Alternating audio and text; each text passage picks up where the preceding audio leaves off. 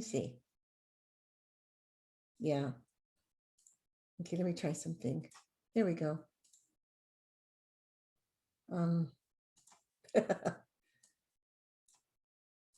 Then I can't share my, well, yes, I can. Okay, all right. Boy.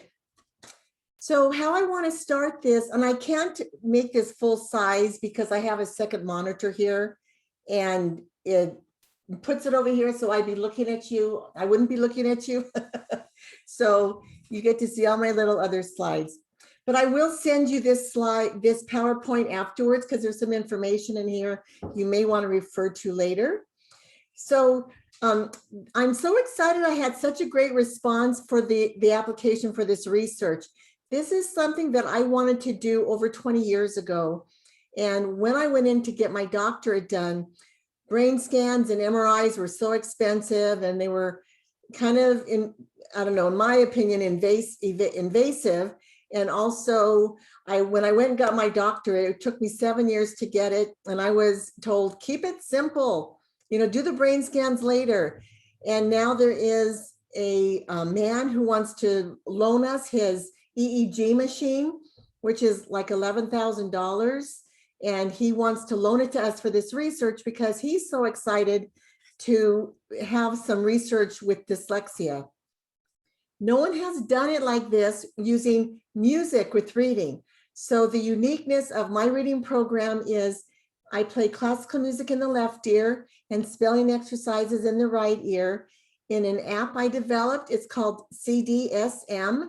Did anybody get a chance to open the app to try it on your phone? Okay, good. Okay, good. You get a big star. I'm just so excited. So the reading program I developed is intended to be used with the app, but I also have a level 2 of my program that also uses the app, but in a different way. So for those of you who don't know a little bit about my background, I've been an educator for 2 decades now. And when I met people that had this much background and I saw what they were accomplishing, I just always thought, wow, I'll never have that much experience. And here I am having that much experience. So I'm so excited to grow and help so many kids. And I have 2 teaching credentials from Azusa Pacific. I have 2 master's degrees from Azusa Pacific. I earned my doctorate online with Argosy University, but I had 2 internal review boards, one with Azusa Pacific and one with Argosy. So I really understand all that, protection of the kids. When you meet people face to face, you need the fingerprinting and the insurance. But this is all going to be on Zoom. So it's nice to be able to go across the nation. And also I want to give you guys opportunities to franchise this so we could expand. We do not have enough people trained to work with dyslexic kids to meet the demand of our schools right now. So a little about me is my family. I've been married for 32 years in August to Will. And I have 3 adult kids, Richard and Laura, and I have a stepson, Randy, and he's in his 40s. My kiddos are in their 20s right now. And Laura recently got married. It'll be almost 2 years now, but it feels like yesterday, at the winery here in California. And I have a grand doggy. No grandkids yet to even be talking about. So my discovery was I learned the link between music and phonics and how it accelerates the pace of kids learning. When I was learning about dyslexia, I was earning my 2nd master's and I joined the International Dyslexia Association. And now I'm on the board. But when I joined the International Dyslexia Association, I learned about the founder, Sam Orton and Anna Gillingham, and I was researching them. Who are these people? What do they do? And I also typed dyslexia.org, and I thought I was typing the Dyslexia Association, but I reached a woman who developed her reading program using music. So she was very talkative and one of those A personalities and wouldn't let me go. And she really challenged me, listen to music in the left ear of one of your students and see how he improves.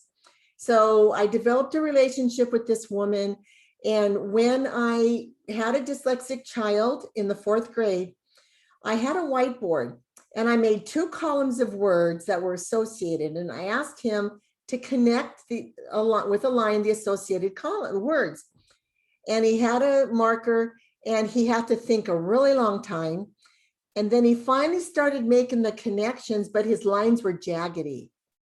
Then I had another whiteboard with 2 columns of words, and you guys can try this. Play music in the left ear, and then ask the student to connect the 2 columns with the words that are associated.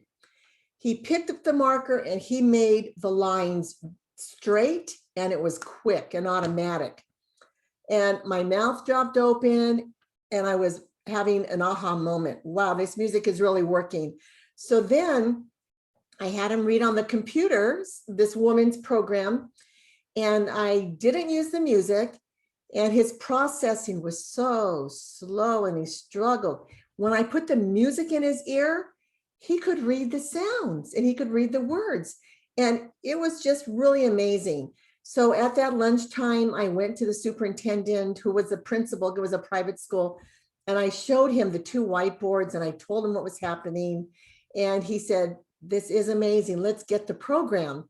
So it turned out the parent purchased the program and 15 students benefited from the reading program. And I used it in summer school. And I saw a parent who was going to sue her school district because her son was going to enter middle school. These are the kids you're going to be working with. He was entering middle school, but he was stuck at a low 3rd grade reading level. She was furious and she was ready to sue the school district. After our 6-week summer school program, he made 3-year gains in reading fluency, comprehension, and vocabulary. So she didn't have to sue the district. He made that growth. He was still in special ed, but now he could use the value that the teacher had, because we learned things in teacher training, but everything was going right over his head. But now he was understanding and he was growing and learning. And it's just such a beautiful testimony. So this is a story I want to share about Jillian Lynn. She was a little wiggle bottom. Oh, so the woman whose program I use has passed away, and she did nothing to pass on her legacy. She passed away in 2018. And so I was sold on it and I couldn't get her program and everything disappeared. She just vanished. Her website vanished, everything. So I was put in a situation to create my own reading program. But because I'm in I've been training with Orton Gillingham curriculum across the nation. So I knew what to put in a curriculum. And now I'm in an Orton Gillingham practicum situation where I'm going to get a special certification of Orton Gillingham. So I've developed my 2nd level to bring you to another level if you decide to stay with us, and to bring a child to another level if they go with us 40 hours and they want to keep going. There's another way to take them to a higher level. So Jillian Lynn was a little wiggle bottom, and her mom was concerned when she was in 3rd grade that she wasn't learning to read. This is in the 1930s. So her mom took her to the doctors, and the doctor put Jillian in a large room. He turned on the music and he left the room. And they looked in the window and Jillian was dancing and turned on the music. I don't know what the music looked like back in the 30s. If it was, I don't know. But the research showed that she started dancing around, and the doctor told her mom, "There's nothing wrong with your daughter. She just is a dancer and she needs to be moving." And she could learn to read and she could move. So when she was 21, so her mom enrolled her in dance classes. And when she was 21, she was the lead dancer in Snow White with the Royal Opera House. And when she turned 50, she was approached by 2 directors to be the lead choreographer for Phantom of the Opera and the musical Cats. So Jillian Lynn passed away also in 2018, but we have a legacy of what she's left us. And we know that dyslexic people are bright. I am meeting so many dyslexic genius people right now in my networks. I'm an entrepreneur. I was one of those teachers who couldn't get tenure. As much as I got along with people and as creative as my curriculum was, it was threatening to people. And also I was putting myself higher up on the pay scale, having 2 credentials and 2 masters, right? And then the last district I worked in, I was with the schools for 4.5 years teaching math. And here I'm an English person, but I had my doctorate. So again, I was on that high end of the pay scale. And I was meant to be an entrepreneur. My mom always thought an entrepreneur was an unemployed person, and rightfully so, because my dad was a real estate man, an insurance agent. He sold vacuums and Fuller Brush and Amway. So he was an entrepreneur, but he had diabetes related illnesses. So he was in and out of work. And my mom had a bad taste in her mouth for entrepreneurism. And so she passed that on to me. So when I got my college degree, I didn't know what I wanted to do with an English degree from Santa Barbara. And I went into retail. And then after 10 years, I went into the technical field. And then after 8 years, when my kids were born, I went into education. So teaching is my 3rd career. I love reaching out to college kids to give them an opportunity for internship, to see what it feels like to save a life, to help a kid read and keep them out of jail. But I also love that so many professionals have applied, because you may want to take this and start your own tutoring business, and we could be affiliate partners. You can franchise, but I love that professionals are grasping what I have to offer. So let me give you a brief description, and I'm here to answer questions afterwards. We're going to be pre-testing 30 students, but only 24 are going to be selected. This is very similar to my doctorate research. We want to pre-test more because we want to be sure we get people who do qualify.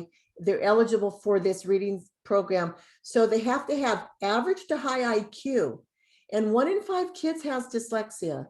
So they're not all in special ed. They're also in general ed. And so 24 will be selected. So I'll have 12 tutors. I will have 2 of my own staff doing this. And then I have 2 to 3 music therapists that are going to tutor. And then 7 or 8 are from the applicants that I got from LinkedIn. So you're going to tutor the students. It's going to be a 16-week program, which was the recommendation of a neurologist. I've had several neurologists say, wow, you're really onto something. This is going to be a movement. So get the research done, get the brain imaging done. We're going to publish this, and it'll either be published in journals for science or psychology. And if we don't have a large enough population, well, sometimes they want you to have 300. Well, you can't do a project like this with 300. But they might, if they publish it, wonderful. And if the journals don't publish it, it'll be on all of our websites. The neurologist web, the man who owns the brain imaging, it's going to be on his website, on mine for sure. So it's going to be 16 weeks, but only twice a week. So you'll have 2 students twice a week. One of your students is going to use the music and one will not.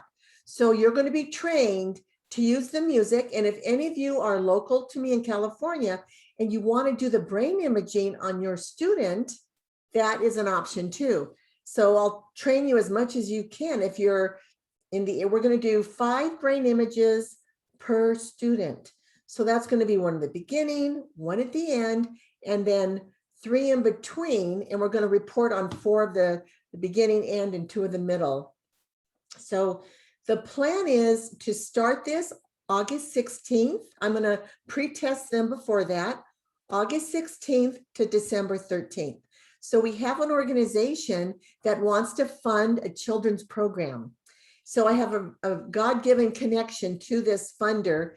And if everything goes smoothly, this will be the date we'll follow. And if it gets extended, we would go into January. But most of you are out of state, so you can coordinate your time zone with the students' availability. If for some reason you have a doctor's appointment or someone's sick or you have to reschedule, try to reschedule that second meeting that same week, even if it has to be a Saturday, because it's just an hour and it goes so quickly. But when I did my doctorate research, we had the kids there 5 days.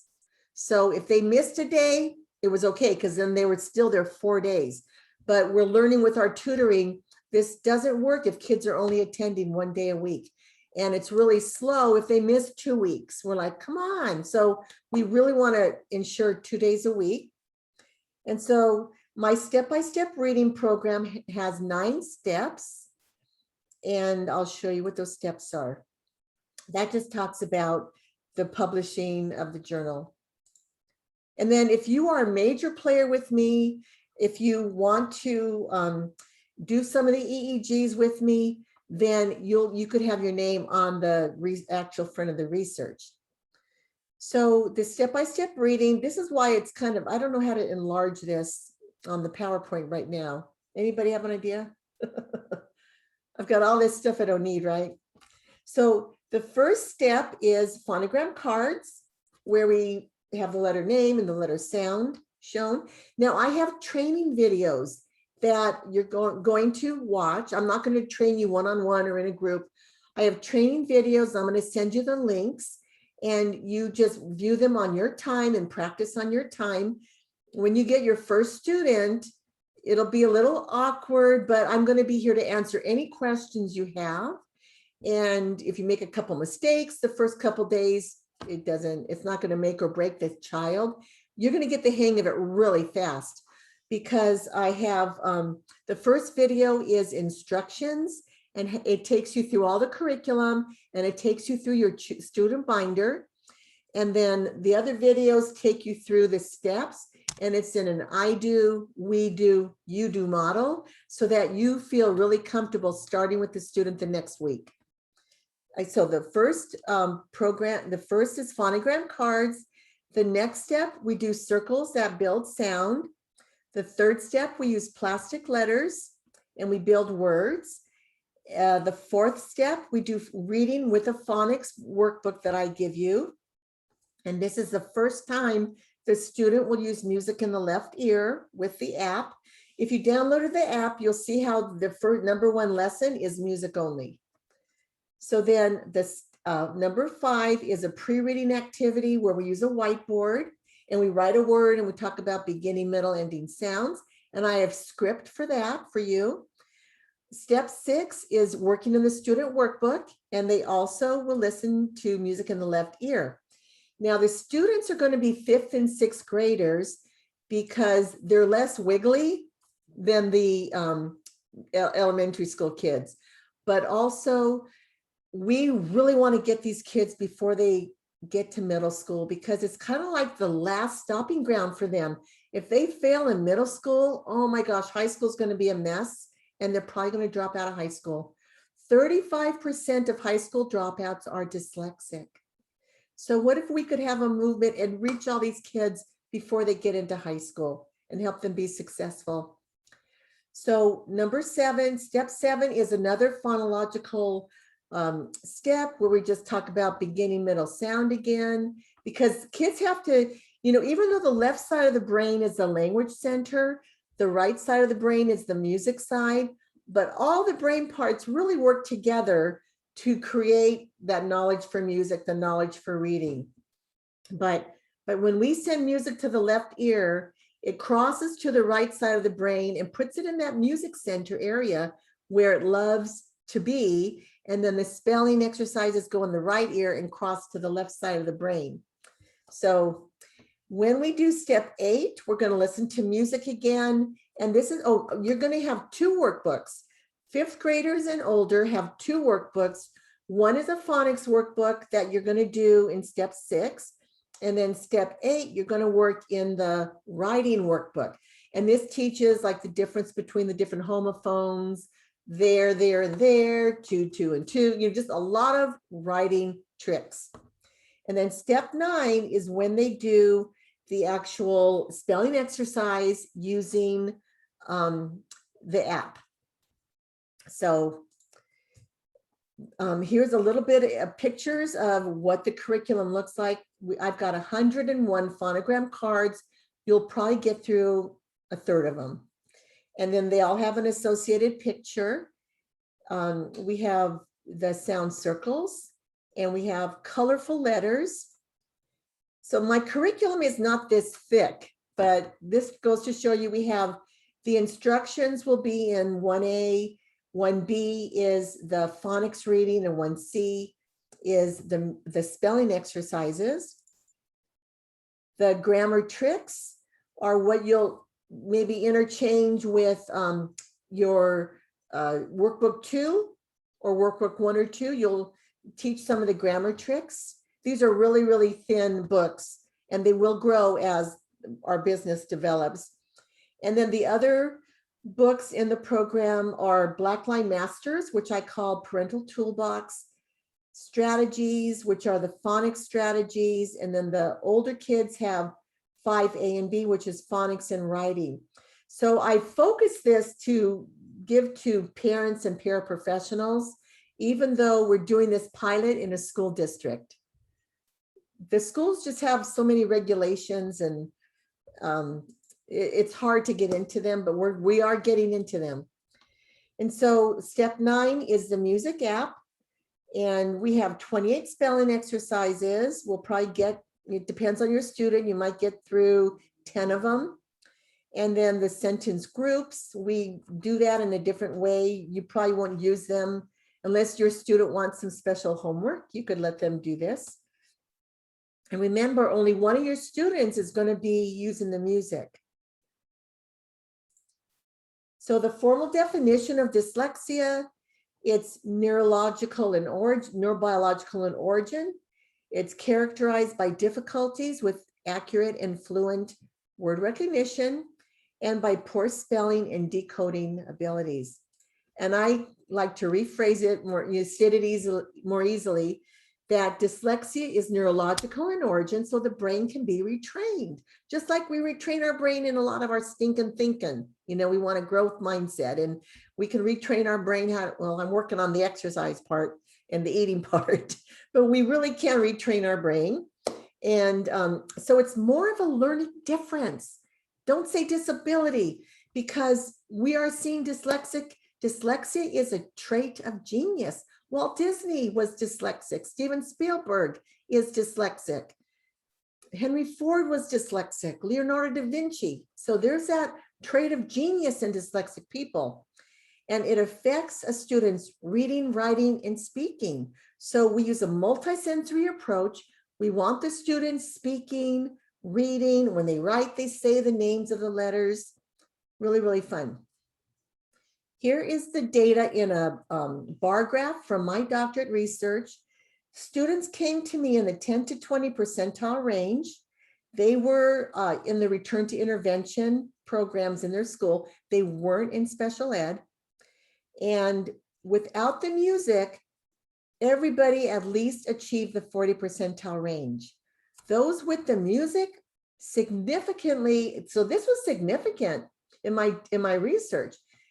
Those with the music achieved the 60 percentile range. So that was an additional significance. So I like to put this in a bell curve because I do the pre-testing with 2 tests. One of them has a bell curve. So if you could imagine, students are coming to me in the extremely low range here. Those without the music are in the 40 percentile, which is low average. In my doctorate research, those who use music achieve the high average range. Look at this. So when I'm pre-testing these kids, they're going to be here. I already want them in this average range. The students that came to me were down here because they were in the return to intervention. So this is the promise. I can get your dyslexic child reading and writing. And then these are the 3 books I've published based on dyslexia, A Message of Hope, How Music Enhances Reading for Dyslexic Children.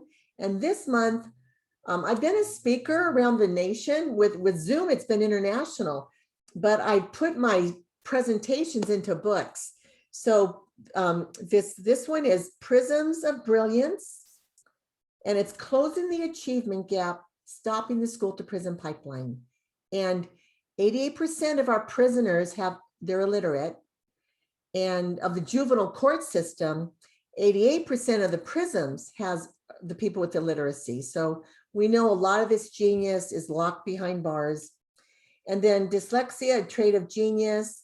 I show Albert Einstein, Leonardo da Vinci, and I also have a t-shirt that people can purchase for groups of people. I'd like to get you guys all shirts, and wouldn't that be fun to have a shirt? Anyway, so those are the books I published, and I skipped this, I didn't mean to. So the pay is $30 an hour, but you're going to receive the value of the curriculum with the training valued at $34.99 at no cost. I'm going to give you a voucher for this. If you decide you'd like to remain with us as an affiliate and work with other students, we'll talk about that, and you can keep the curriculum. If you decide you're done after this research, you want to move on and do your other career, you don't need the curriculum, we're going to have you return it. So if that changes at a later date, I'll let you know, but that's the plan, because it doesn't really behoove you to hold on to it, and we can continue to train people. So now I have some time open for your questions. Ask away. Anybody have questions? You can unmute yourself. Did you like that information? Did I give you enough? So more than a question is more common. I actually do have a little brother who is in 6th grade, and he is dyslexic, but also in the autism spectrum. And I did try your app with him, and I noticed that it did spark like an interest, and he was more willingly to work with the exercises. You know, that's wonderful. I do tutor also. I'll have 7 kids. While we're doing this research, I don't know if I'll be tutoring that many, but one of our students is autistic, and it's working for him. His mom thought he had dyslexia with autism, but we're actually tutoring him in our reading program. So that's not what the research I studied does. The research, they really want to know second language learners. What about English learners? And so we might springboard off of a summer school pilot that we're doing in one district with English learners and continue with English learners that are dyslexic. That would probably be really marketable for research. So I don't speak Spanish though. Do you guys speak Spanish? I do speak Spanish. I'm a native speaker, and in my community, I have a lot of experience tutoring high school students more than anything, in college freshmen that were often coming to the United States with English as a second language. So I noticed that although they might not be dyslexic per se, but they do have troubles coordinating the word structure, the grammar, and everything. So finding those tricks that work specifically for them, it's really beneficial. Yes. I used to teach English as a second language to people coming from Germany and Italy and France, and it was a TESOL program with writer study tours, and their curriculum is very different. It's very fun, but very, very different from teaching reading. So I did bring in grammar tricks, and I taught them grammar tricks, which wasn't in that curriculum. So you're going to impact so many lives with the knowledge you learn from this. You're going to retain it as you continue in your career. And if you desire to work with kids and remain working with kids, you're going to impact hundreds of lives, which will impact hundreds of lives. So we want to help the kids read, because reading really is the gateway to learning. And when we can unlock a child's, genius mind, because we are helping build their self-esteem, it's going to change this world. I'm so excited. Is this a program you all feel like you would be interested in helping? Volunteering, or not volunteering, being paid $30 an hour to do this? Okay, yeah. I have another list of applicants that haven't been able to go on this one or yesterday's interview, video, but I may not even reach out to them if you guys are interested. Yes, I'm interested. I was going to ask a question, but I don't want to cut you off. Laura, why don't you you could go? go. The way you're on my screen, I'll just call you Laura. Now it's 11:30. If you need to leave, I bless you, and it's okay. If you want to stay, I'll have everybody share a little bit about yourselves so we can see what the team would look like. Laura, you want to start? Sure. Sharing about myself? Yeah. Or yeah. If you had any questions too. Yeah. Oh, well, my questions were going to be, what would the next steps be from this point between now and August? And, you know, what would like, would we have a regular meeting with the group in addition to tutoring the students? And so I'm just wondering Yes. about that. So what I'm planning is to have weekly meetings, and we'll try to pick a time that works good because everybody's around the world, nation here. But pick a check-in time on Zoom, and anybody who wants to come with questions can. And I don't know if I'm going to make it, won't make it mandatory, but it's there for people to say, I want to hear what people are talking about. I want to hear what their challenges are. Maybe they have the same challenges. So we'll plan that weekly over the 16 weeks.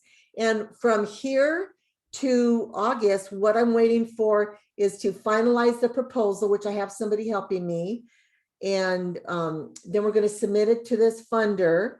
And once he provides the funds, I will give you guys the coupons or the voucher to go into my coursework site, because my site's going to be available for educators to purchase also.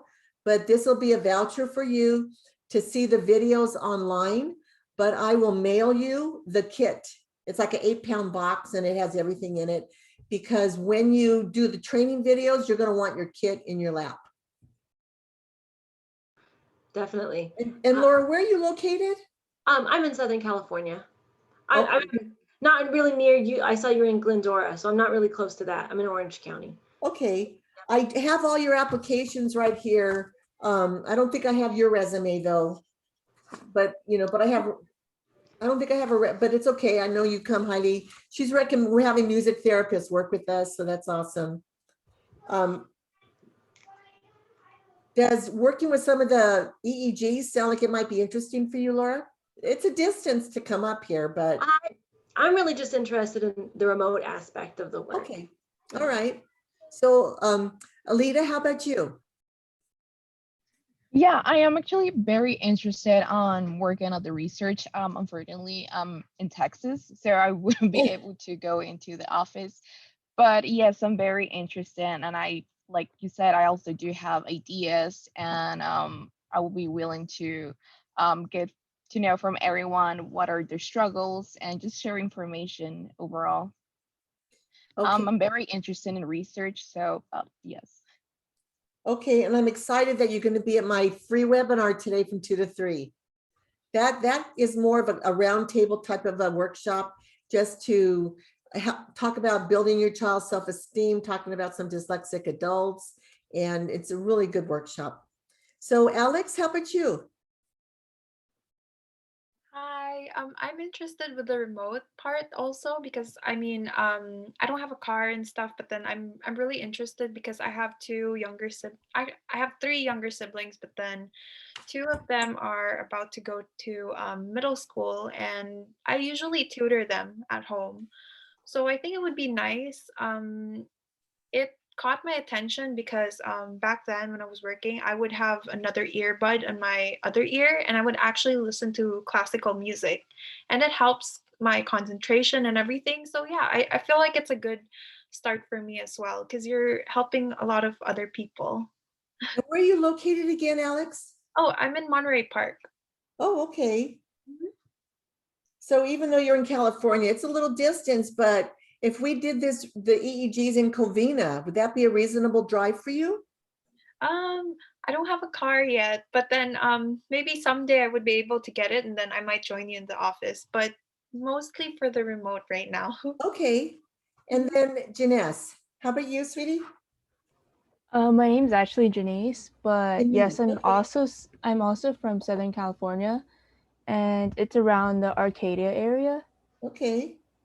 And I haven't really had as much experience as the others, but I'm constantly volunteering.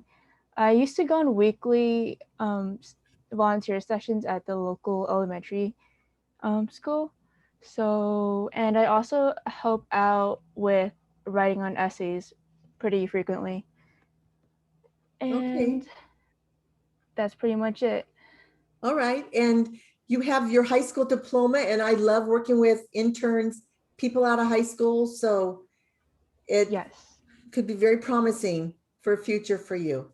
Yeah. I'm pretty Okay. concerned though, since I'll be heading up to NorCal for college, and I was just wondering how the whole thing's gonna work out. And if, It's online. It's yeah, going to be Zoom. So yes. congratulations. Thank you. Northern California, where UC Santa, where are you going to be in Northern California? UC Santa Cruz. Okay. I love Yes. Santa Barbara. Yeah. Okay. Um, it's all on Zoom and it'll work around your schedules. If you're in college or if you're Yes, working hopefully. jobs, it can work around with your schedule. Okay, thank you. Any other questions? My Go ahead, Janice, sorry. You could go, Laura. You go. Sorry, I was just going to ask, and I may have missed this in the presentation, but how long are the tutoring sessions? They're an hour long. Okay, I thought so. Thank you. And if you have students back to back, one gets 55 minutes or 50 minutes, that's okay too. Sometimes when you get through the curriculum, if it ends early, just bring out a workbook and work it. You kind of, what I always try to do, because they know the spelling test is the end. So if I'm finishing a little early with something, I'll bring the workbook out again, or, when I'm teaching grammar tricks, I'll teach them longer or shorter, depending on filling that time, because the spelling exercise take about 3 to 5 to 10 minutes. And we also have scaffolds and I'll teach you this in the training, that sometimes we might give the first spelling test or the second up to 8 spelling exercises where we provide the beginning sound, we provide the ending sound, we provide the middle sound. So it helps some of those students warm up at a slower pace. But you're going to see, having 2 students, one might be way ahead of the other. They might be neck and neck, and I'm going to be blind to who's using the music.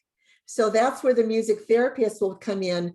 Laura's supervisors are going to manage, who's using music, their name and their scores. And even though I'm going to be pre and post testing everybody and doing the EEGs, I'm going to see, wow, this person's really growing. Wow, but I'm not going to know if they use music or not. So I already know that they all will grow, but how much more will they grow if they're using the music? It's really an exciting opportunity. Okay. And I'm just real happy to have people from all around the United States, multiple ethnicities. It's really exciting for me too, because it works for everybody. Okay, so all of you are interested? Okay, I'll continue to reach out to you, and feel free to reach out to me and ask me any questions you want, okay? All right. Thank you for your interest. Thank you. Okay. Thank you. Thank you. Hope you all Have a have nice a day. wonderful day. Nice.